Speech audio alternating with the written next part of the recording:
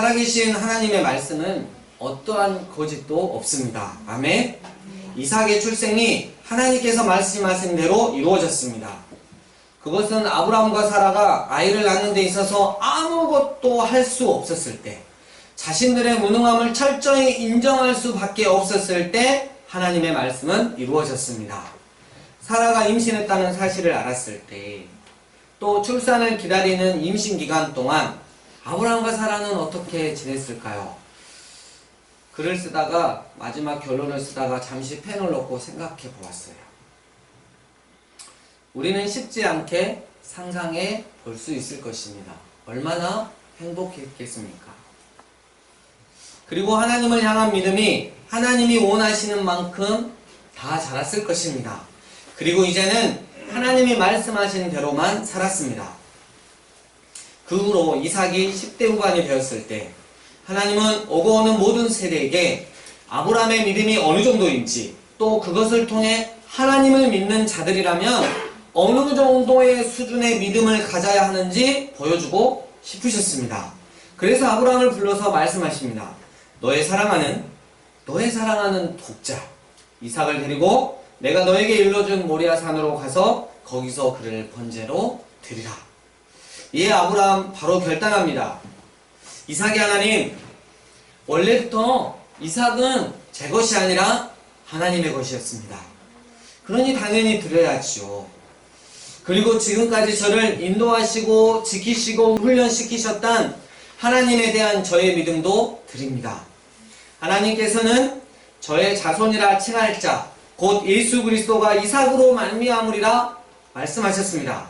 말씀하신 대로 이루시는 신실하신 하나님께 제가 이삭을 번제로 바쳐도 하나님은 그 이삭을 능히 다시 살리실 줄 믿습니다. 아브라함은 하나님의 말씀에 순종하여 아침 일찍 일어나 이삭을 바치기 위해 사물길을 걸어갔습니다. 아브라함은 생명의 주권자가 누구인지 알았기 때문에 하나님을 믿었기에 망설임 없이 즉각적으로 순종할 수 있었습니다. 모리아 산에 오르면서 아들 이삭이 묻습니다. 아버지, 불과 나무는 여기 있는데요.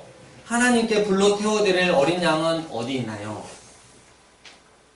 아브라함이 대답합니다.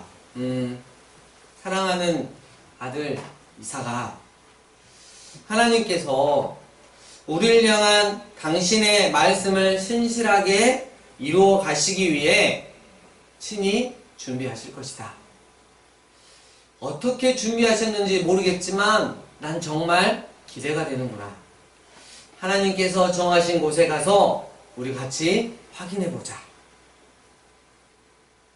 사랑하는 광주 산예비교회 예배자 여러분, 아브라함은 자신의 믿음이 정말 하나님께서 원하시는 정도인지까지를 증명해 보였습니다.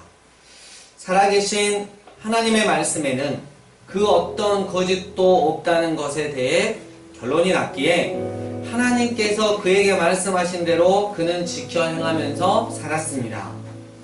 독자 이삭이라 할지라도 내 것이 아니라 하나님 당신의 것임을 알았기에 그 어떤 주저함도 없이 망설임도 없이 와우! 이번에도 내가 믿음을 쓸 때 하나님이 또 얼마나 멋지게 일을 해 나가실까 하며 믿음의 기대를 하였던 것입니다. 그 믿음의 기대가 오늘 본문 창세기 22장 5절 하반부에 나옵니다. 두 종에게 말을 하는 거죠. 내가가 아니에요. 우리가 아브라함과 이삭이 너희에게로 틀림없이 돌아올 것이니 너희는 딱 기다리고 있어라. 우리가 반드시 돌아올 거야. 8절에서도 나옵니다. 아들, 번제할 어린 양은 하나님이 자기를 위하여 친히 준비하실 것이야. 믿음으로 우리 기대하자. 그럼 너무 멋지지 않습니까? 우리의 믿음도 아브라함처럼 하나님께서 원하시는 수준까지 자라나야 할 것입니다. 그리고 아브라함처럼 믿음으로 하나님을 기대해야 할 것입니다. 이번 한 주 내 감정과 내 확신에 차서 행하는 것이 아니라 오직 살아계신 하나님의 말씀을 지켜 행합시다. 그리고 믿음을 쓰며 하나님을 기대합시다. 우리가 너희에게로 돌아오리라. 번제할 어린 양은 하나님이 자기를 위하여 친히 준비하실 것이다 하며 하나님의 일하심만을 기대합시다. 그렇게 한다면 우리는 하나님께서 친히 준비하신 뿌리 수풀에 걸려있는 그 순양을 보게 될 것입니다. 이 시간 주신 말씀 가지고 하나님 앞에 기도하며 나아갑시다. 기도하시겠습니다.